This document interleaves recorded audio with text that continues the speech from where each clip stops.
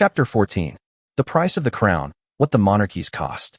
The preceding chapters of this book were devoted to the juridical illegitimacy of the European monarchies, alien blood, the violation of indigenat, parliamentary arbitrariness, morganatic marriages, cowardly flight during wartime, and juridical fictions. We have demonstrated that these people have no right to the throne, not by blood, not by law, not by history. Yet there is one further aspect that renders their existence not only illegitimate, but frankly insulting to every person who pays taxes. We speak of money, of billions and trillions, of those very billions that annually flow out of the pockets of ordinary citizens and into palaces, yachts, aircraft, parties, holy socks, propaganda tours, and the maintenance of an army of lackeys. And, most importantly, of the money that does not even enter the official accounts, because the royal houses have spent centuries perfecting the art of concealing their income behind offshore structures, front foundations, colonial schemes, and juridical fictions. The official figures that the royal houses present to the taxpayer are merely the tip of the iceberg. 1 million here, 10 million there. Yet the real money, that which ensures the luxury of the palaces, the yachts, the private jets, and the multi-million fortunes, lies on an entirely different plane. These are billions, and they pass by the treasury, by parliamentary scrutiny, by the eyes of the public. In this chapter, we shall peer beneath this surface. We shall show how the royal houses, over the course of centuries, have transformed their privileges into a mechanism for the extraction of profit, from the sale of offices and control over the narcotics trade, to colonial plunder and modern corruption schemes. We shall show how much these parasites truly cost. And we shall answer the principal question: what could be purchased with this money, instead of feeding a dynasty of usurpers? Numbers do not lie, and they speak louder than any words. 14.1. Official budgets, feasting in the time of plague. Let us begin with that which the monarchies themselves consent to acknowledge. Here is what the European royal houses officially cost their taxpayers. The figures are, naturally, meticulously scrubbed, adjusted, and presented in the most favorable light possible. Yet even they look like a slap in the face of common sense. Great Britain, naturally, heads this disgraceful list. For the 2025-26 financial year, the sovereign grant amounted to £132.1 million, a 53% increase compared to the previous year. It will rise still further next year to £137.9 million. And this is merely the beginning. Besides the sovereign grant, the king receives income from the Duchy of Lancaster, an immense landed estate that brings him millions of pounds annually. Prince William, as heir to the throne, receives income from the Duchy of Cornwall. These duchies are not personal property in the ordinary sense. They are historical possessions of the crown that were transferred to the monarch on the understanding that he would use their income for the governance of the country. Today, they have been turned into the royal family's private bank account. And the most outrageous detail: the monarch pays no taxes. Formally, since 1993, the king voluntarily pays tax on income from the duchies and from personal investments, but the sovereign grant is not taxed. Voluntarily means he may change his mind at any moment. And the terms of this voluntary arrangement are not entrenched in law. The Netherlands is not far behind. The royal family cost the taxpayer more than €60 million in 2026, a 3.2% increase. Of this sum, €1.2 million is the personal allowance of King Willem-Alexander. Another €500,000 is the allowance of Queen Maxima. €6.2 million, expenditure on personnel and material. €39.8 million, functional expenses. And there are also hidden costs: security, the precise sum of which is classified, the maintenance of palaces, royal travel. The Dutch, who pride themselves on their thrift, somehow do not object to maintaining a dynasty of German counts who fled to Canada in 1940. Belgium is more modest, a mere €43.5 million in 2025. Yet here, too, there are nuances. The civil list of the king amounts to €15.2 million for the official functions of the monarch, plus additional appropriations. €1.19 million to King Albert II, who abdicated in 2013 but continues to receive money from the budget. €413,000 to Princess Astrid. €397,000 to Prince Laurent, the very man who trades in influence and refuses to account to Parliament. Security expenditure has risen from €15.3 million in 2020 to nearly 21 million in 2024, a 36.7% increase. The Belgians pay for the protection of a German king who speaks with an accent and whose family betrayed them in 1940. Denmark spends approximately 18.2 million euros a year on its royal family. Of this, 79.3 million kroner, staff salaries, 16 million kroner, operational expenses, 13.8 million kroner, administrative expenses. And remember, the abdicated Queen Margrethe II continues to receive money from the budget, 1.3 million euros a year. The Danes do not know the full truth, because the maintenance of the royal palaces and the costs of official travel are financed separately and are not included in the official budget. Norway, the youngest monarchy in Europe, created in 1905, cost the Norwegians 307.7 million kroner, approximately 26.3 million euros a year. Of this sum, 16.2 million kroner goes to the royal couple, 13.5 million kroner to Crown Prince Haakon and Crown Princess Mette-Marit, the very woman who corresponded with Jeffrey Epstein, and 277.9 million kroner to the royal court. Sweden is the champion of frugality among the Scandinavian countries. The official budget is around 15.5 million euros in 2025. Yet here, too, there is a catch. The government increased the royal household's budget by nearly 2 million euros, chiefly on account of a rise in security expenditure. The deteriorating security situation, so the officials explain. What does this signify? Threats of terrorist attacks, a rise in anti-monarchist sentiment, or simply the king's desire to protect his way of life? Spain brings up the rear of the list, a modest 8.4 million euros a year.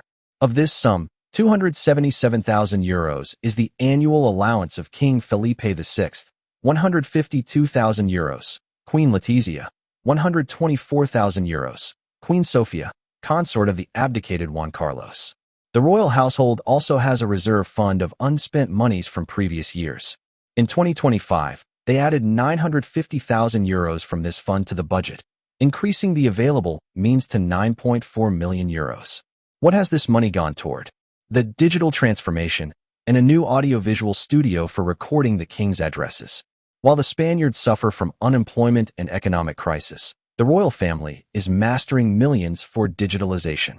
It is difficult to speak of the integrity of the Spanish crown when the former king keeps millions in Swiss accounts and his brother-in-law sits in prison for embezzlement. The very idea of monarchy is built upon the premise that the king should stand on an equal footing with his subjects before the law. Yet in the case of the Bourbons, that footing has long since been erased.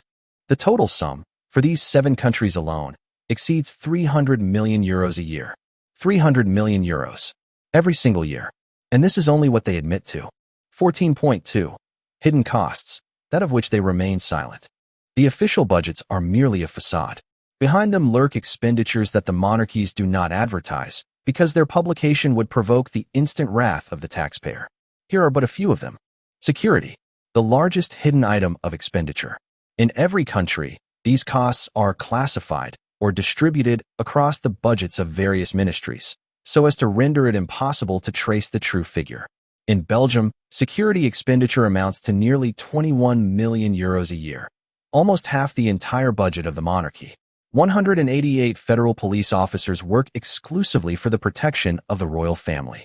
In the Netherlands, the precise sum is classified. Formally, it forms no part of the royal household budget.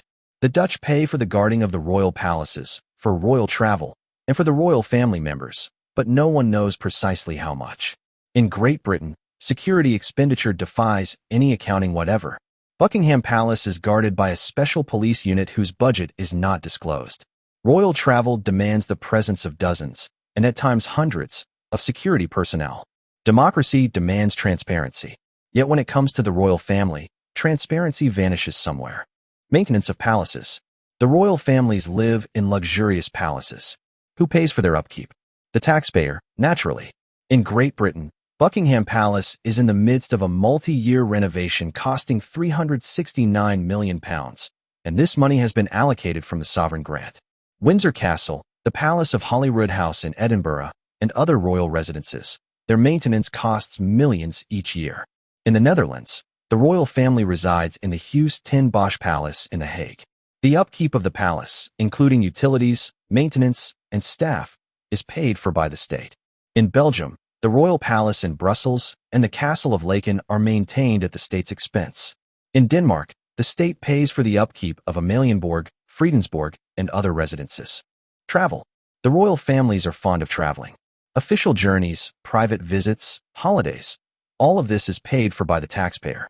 In Great Britain, £4.2 million were spent on travel in 2023-24. In the Netherlands, the royal aircraft is employed for both official and private travel. The costs of operation, fuel, maintenance, and personnel are not disclosed. In Belgium, expenditure on foreign missions rose by 28%, chiefly on account of increases in per diem and transport costs. Personnel. The royal families maintain an enormous staff of servants. Footmen, valets, chambermaids, cooks, gardeners, grooms, chauffeurs, administrators, press secretaries, and this is only the beginning. In the Netherlands, 240 employees work in the royal household service. Their salaries cost the taxpayer €22.7 million a year.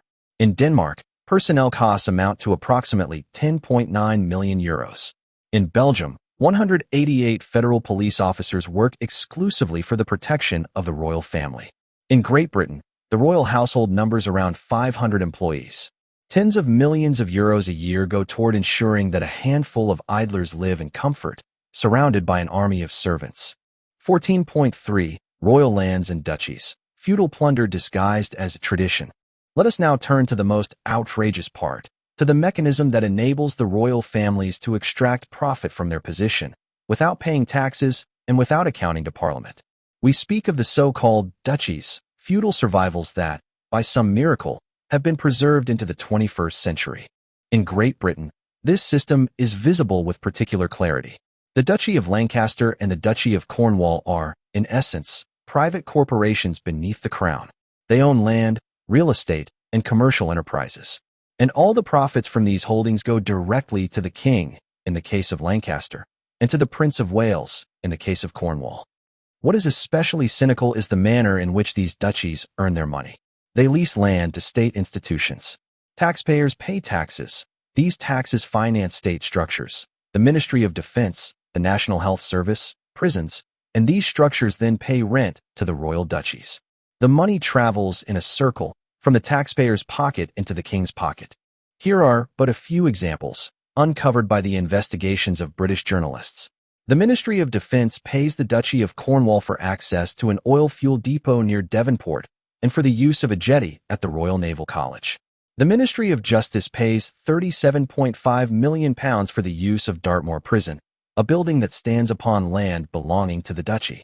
The National Health Service pays £11.4 million to the Duchy of Lancaster in order to park ambulances at a depot in London.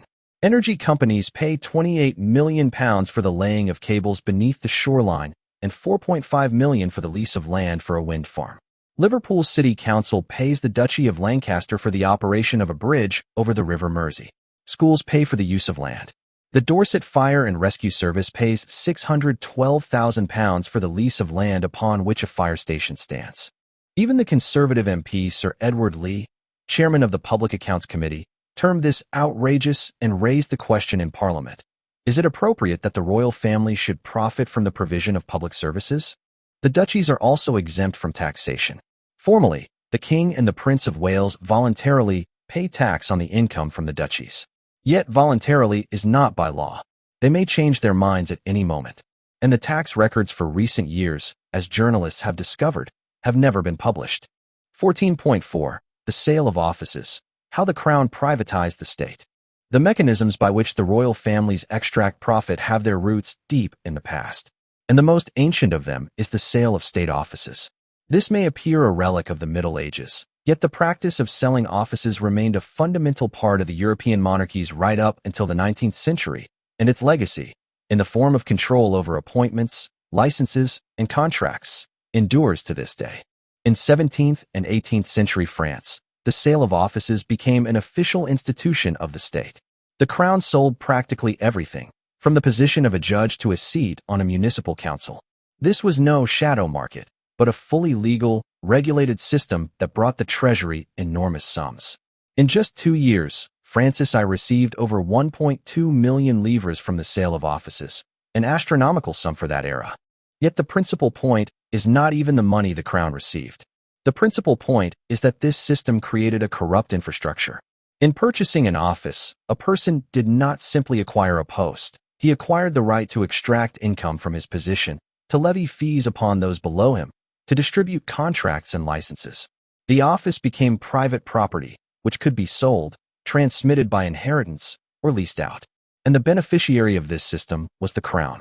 The monarch was the chief vendor, and the money from the sale of offices went directly to the royal treasury, that is to say, into the king's pocket. In Spain, the Habsburgs employed the sale of offices as the principal instrument for financing their wars. Noblemen invested fortunes in the purchase of offices, titles, and the rights to collect taxes, while the crown received hundreds of thousands of ducats. The consequences for the economy were catastrophic. Money was not invested in production, but flowed into unproductive assets, offices, titles, luxury. The country grew poorer, while the crown grew richer. In England, the Netherlands, and other European countries, the practice was analogous. Offices were sold openly, and the royal family was the chief beneficiary. Today, offices are no longer sold for cash. Yet the principle remains. Control over appointments is control over streams of income. The king or queen appoints ministers. Ministers appoint officials. Officials issue licenses, distribute contracts, and regulate entire sectors. And every step in this chain is an opportunity for the extraction of profit, which, one way or another, returns to the apex of the pyramid. 14.5. Colonial narcotics trafficking, the dark side of the Dutch crown. If the sale of offices is an historical mechanism, then control over the narcotics trade is a reality rooted in the colonial past. And here, the Netherlands is the absolute leader. In 1900, the Netherlands cocaine fabric was founded in Amsterdam. It was a legal enterprise that produced cocaine for medical purposes. Yet the owners and beneficiaries of this factory were closely tied to the royal family. The factory belonged to the Colonial Bank, a bank that specialized in business with the Dutch colonies. And this bank was partly the property of the government and the royal family. The House of Orange held a direct stake in a business that produced and sold cocaine throughout the world. During the First World War, the factory expanded. Both warring sides purchased cocaine from the Dutch in order to administer it to soldiers in the trenches. Cocaine helped soldiers stay awake, to not feel hunger, and to overcome the fear of death. Thousands of veterans returned from the war addicted to narcotics. During the Second World War, the factory switched to the production of amphetamines, which were likewise supplied to the armies. And throughout all these years, the royal family derived profit from the trade in narcotics. But cocaine is only the tip of the iceberg. The Dutch royal family also earned millions from the opium trade in its colony, the Dutch East Indies. According to research published in 2023, commissioned by the Dutch Ministry of the Interior, the royal family earned approximately €545 million in modern terms from colonialism and slavery. Historians analyze the profits received by the stadholders Willem III, IV, and V during the period 1675 to 1770. It emerged that the House of Orange received 1/33 of the profits of the Dutch East India Company without any investment whatsoever. In the year 1700 alone, Willem III received 25,000 guilders in dividends, around €4.5 million at today's rate. The total sum of dividends received by the three stadholders from the East India Company exceeded 2 million guilders, approximately €360 million in modern equivalent. Furthermore, the royal family earned €46 million from the opium trade through a mercantile society that had monopolized the opium business in the colonies. And this tradition has not been interrupted. Today, the Netherlands is the world capital of legal marijuana. Formally, the crown does not own the coffee shops. Formally, marijuana is even illegal. Yet it is precisely the state, headed by the monarch, that issues cultivation licenses, controls the gray zone of supply, and collects taxes on a turnover measured in billions of euros. The pilot program for legal cultivation is not a liberalization, but a statization of the narcotics trade, wherein access to the market is granted to select companies, chosen by ministries acting in the name of the crown. The House of Orange, which for centuries grew rich on opium and cocaine, now controls the cannabis market as well, not directly, but through the state machinery they have created. The substances change, but the principle does not. Vice must bring profit to those who sit upon the throne. And this is only that which has been proved. despite the fact that the greater part of the administrative documents was lost or concealed. The Dutch Minister of the Interior termed this picture confrontational and extremely painful. The government officially apologized for the role of the state in slavery, but the royal family did not. 14.6. The colonial legacy, billions earned in blood. The Dutch royal family is not alone. The British, Belgian, and Spanish monarchies were also the chief beneficiaries of colonial plunder. Belgium is a special case. King Leopold II turned the Congo into his personal fiefdom. He was no constitutional monarch in the Congo. He was the absolute proprietor of the territory that he called the Congo Free State. He employed forced labor, mutilated and murdered millions of Congolese in order to enrich himself upon rubber and ivory. His fortune, amassed in blood, is estimated in the billions of modern dollars. His statues still stand in Belgium. Great Britain. The British royal family was a beneficiary of the East India Company and the West India Company, corporations that monopolized trade with the colonies, including the slave trade. Queen Victoria was the largest landowner in the world, and the British Crown still holds vast landed estates in its former colonies. Spain. The Spanish Crown was the chief beneficiary of colonial plunder in the Americas. Gold and silver from Mexico and Peru flowed like a river into the Spanish treasury, financing the wars and the luxury of the Habsburgs and the Bourbons. Today, the Spanish royal family is one of the poorest in Europe by its official budget, but this does not annul the historical responsibility. The descendants of those who plundered demand respect for tradition. 14.7. Casinos and gambling, a monopoly beneath the crown. Another example of how the royal family controls profitable sectors of the economy using its position is the monopoly on gambling. In the Netherlands, there exists a state monopoly on casinos. The sole company possessing the right to operate gambling is Holland Casino. Formally, it belongs to the state. But who controls the state? The Crown. The appointment of the management of Holland Casino, licensing, regulation. All of this is carried out in the name of the king. This means that the royal family, through its ministers and appointees, controls the entire gambling market in the country. The profit goes to the budget, but control and the ability to influence the distribution of licenses remains with the crown. In Monaco, this model has been taken to an absolute extreme. The principality has survived precisely thanks to the Casino de Monte Carlo, opened in 1863 when the gambling business was banned in France and Italy. Today, the casino remains one of the principal sources of income for the princely family.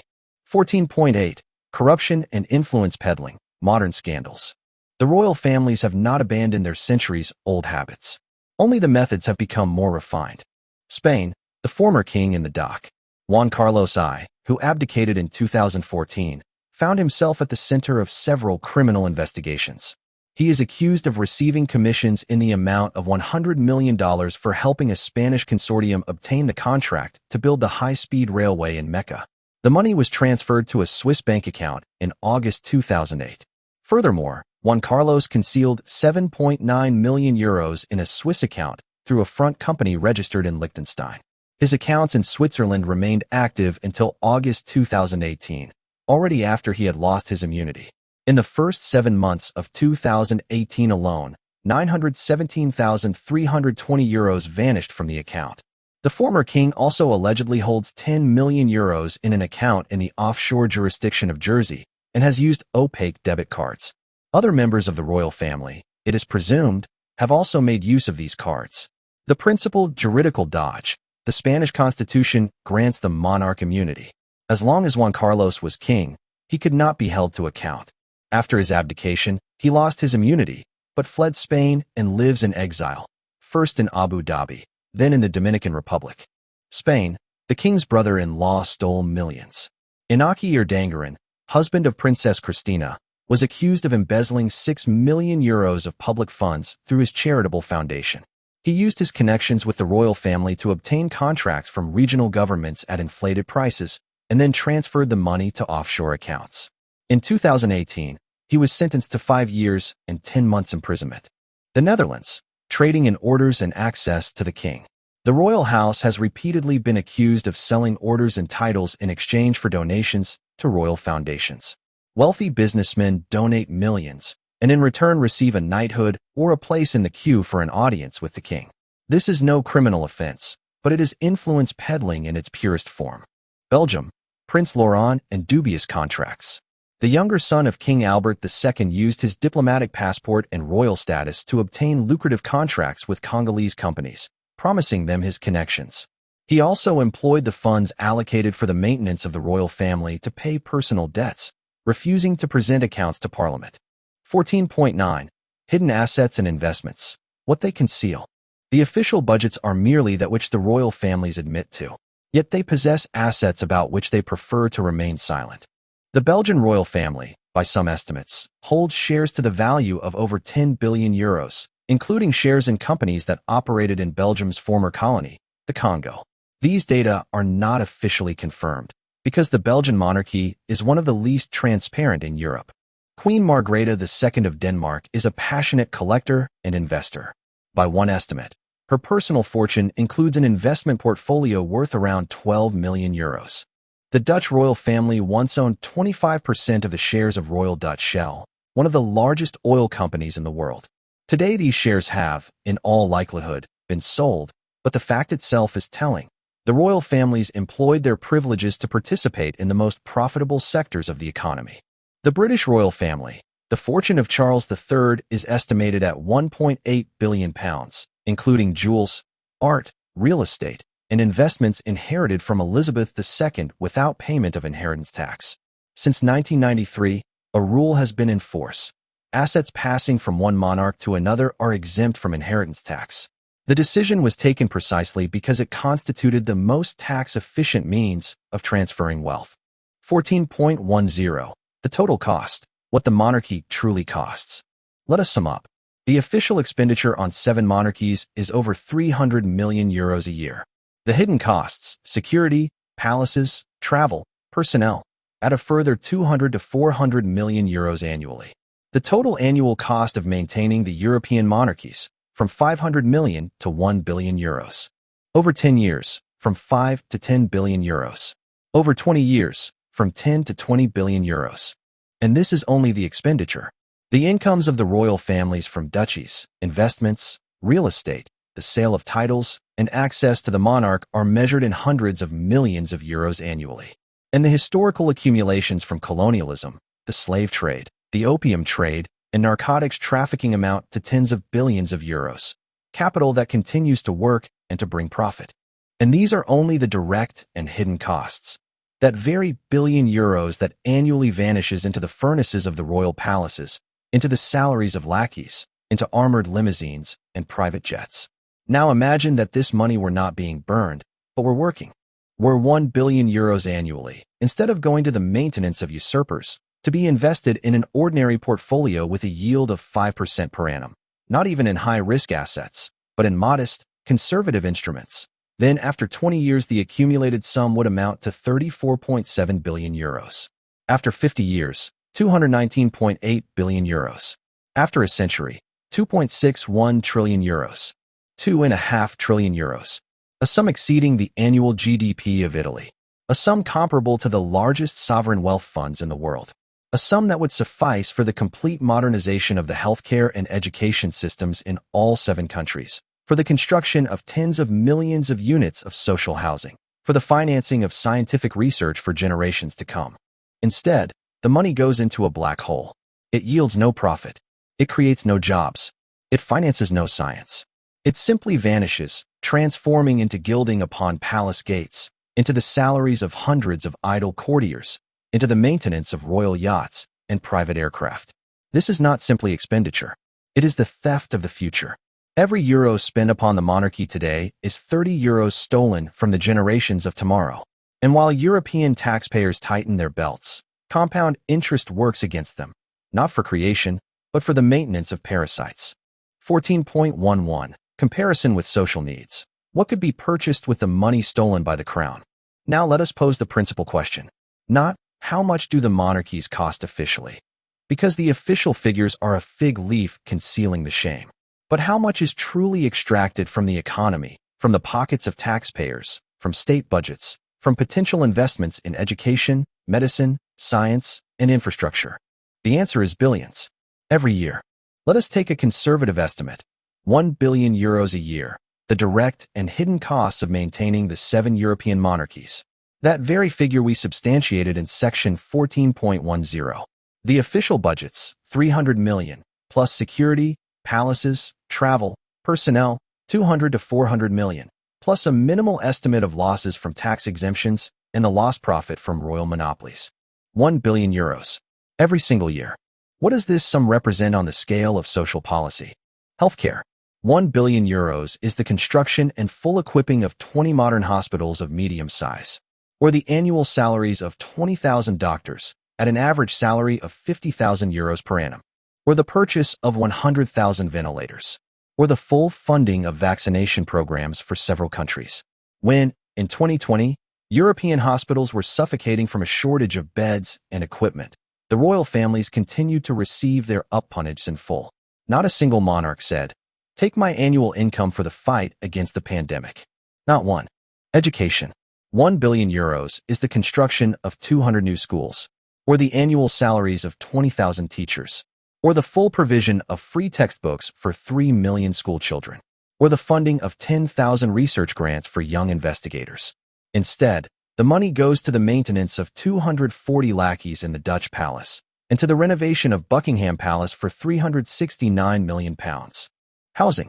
1 billion euros is the construction of 10,000 units of social housing at an average cost of 100,000 euros per unit. 10,000 families could receive a roof over their heads. Instead, Prince Laurent employs budgetary funds for the payment of personal debts, while Juan Carlos keeps millions in Swiss accounts. The fight against poverty.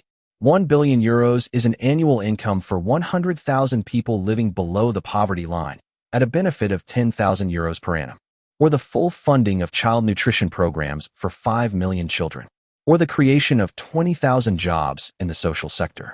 Yet 1 billion euros is only the direct expenditure. There are also indirect losses, which cannot be precisely calculated, but whose scale demonstrably exceeds the direct expenditure by a factor many times over. Lost profit from monopolies. In the Netherlands, the royal family controls the gambling market through the state monopoly of Holland Casino. How much does the economy lose through the absence of competition? How much does the budget fail to receive because the profit is distributed through opaque mechanisms?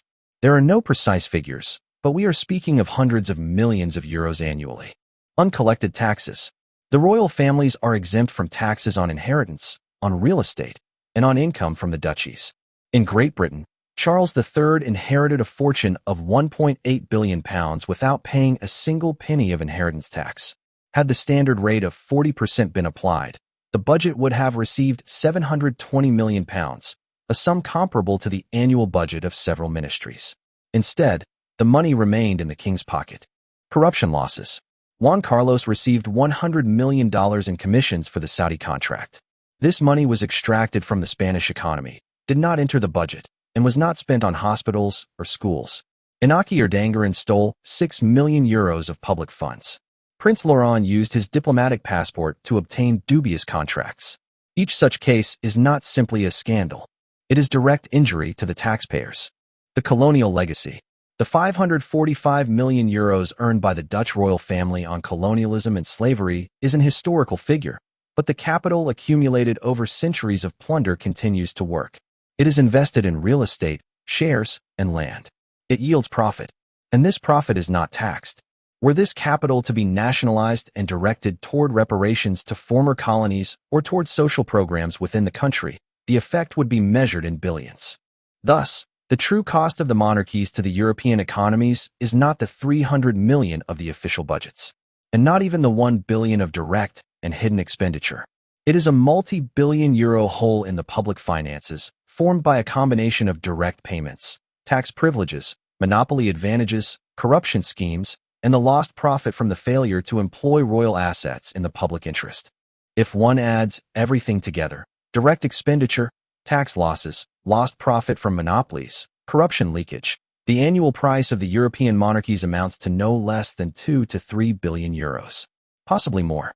No one knows the precise figure, because transparency in this sphere is deliberately absent. 2 to 3 billion euros. Every year. With this money, one could double the funding of the European Research Council, or build 500,000 units of social housing over a decade, or completely eradicate child poverty in several EU countries. or finance the complete transition of several states to renewable energy. Instead, the money goes to the maintenance of people who have no right to the throne, who do not work, who pay no taxes, and who live in luxury at the expense of those who do work. This is no monarchy. It is systemic parasitism embedded in the very fabric of the European economy. And so long as it persists, every hospital suffering from a shortage of beds, every school with a leaking roof, every homeless family huddled in temporary shelter. This is the direct result of the fact that billions of euros annually flow into the pockets of crowned idlers instead of serving the common good. 14.12. Monarchy is a tax on the poor for the benefit of the rich. Who pays for the monarchy? And who profits from it? Ordinary citizens pay for the monarchy twice. The first time, through taxes. From every euro earned, a portion goes toward the maintenance of the royal family, irrespective of whether you wish it or not, whether you support the monarchy or not. The second time, through unprovided social services. Those very hospitals, schools, and homes have not been built, not because the state lacks money, but because that money has gone to palaces, yachts, aircraft, and the salaries of 240 lackeys serving a single king. The royal families are the richest unemployed people in the world. They do not work. They produce no goods, render no services, create no jobs. They simply receive money from the budget, millions of euros a year, and live in luxury. The King of the Netherlands receives 1.2 million euros a year for opening parliament and smiling at ceremonies. That is more than 99% of the population of his country earns. And, moreover, they pay no taxes. Formally, voluntarily, but voluntarily means that they may change their minds at any moment. The tourism argument is a lie. Defenders of monarchy love to repeat. Monarchy attracts tourists. Tourists bring money. Without the royal family, tourism would collapse. This is propaganda, calculated for those who cannot count. Paris attracts more tourists than London. France is a republic. Rome attracts more tourists than London. Italy is a republic. Berlin, Madrid, Amsterdam, all attract millions of tourists without needing a living king. People do not come to London to see Charles III.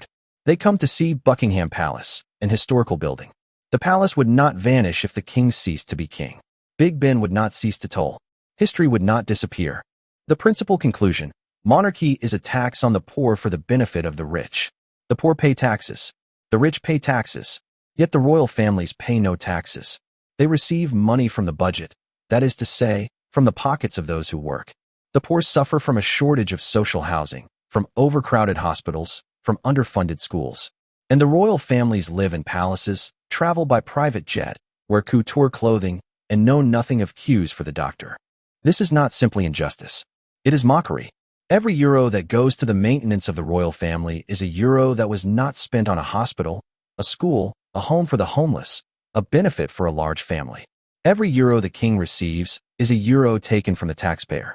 And the most outrageous detail: these people do not even have a right to the throne.